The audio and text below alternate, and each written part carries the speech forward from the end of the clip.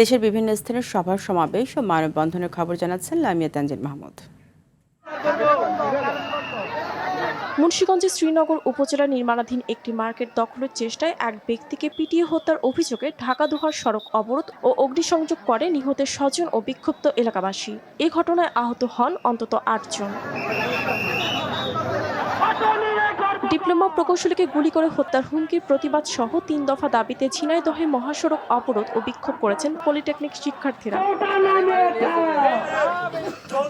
৩০০ নেতাকর্মী নিয়ে জামায়াতে যোগ দিয়েছেন গণ অধিকার পরিষদের কেন্দ্রীয় কমিটির সাবেক সদস্য ও হবিগঞ্জ জেলা শাখার সাবেক সভাপতি চৌধুরী আশরাফুল বারী নোমান। একজন রাজনীতিবিদ কোনোদিন চাঁদা দাবি করতে পারে না।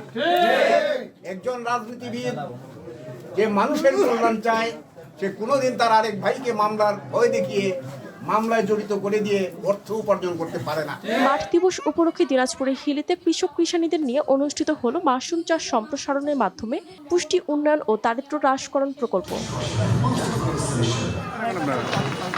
লালমনিরহাট টেকনিক্যাল স্কুল অ্যান্ড কলেজে অনুষ্ঠিত হয়েছে চাকুরি মেলা 2026। 14টি কোম্পানির স্টল সরাসরি বায়োডাটা নেন চাকুরি প্রত্যাশীদের কাছ থেকে। টাঙ্গাইলের ঘাটেল ক্যান্টনমেন্ট ইংলিশ স্কুল অ্যান্ড কলেজে আন্তঃ হাউস বার্ষিক ক্রীড়া প্রতিযোগিতা ও পুরস্কার বিতরণী অনুষ্ঠান অনুষ্ঠিত হয়েছে।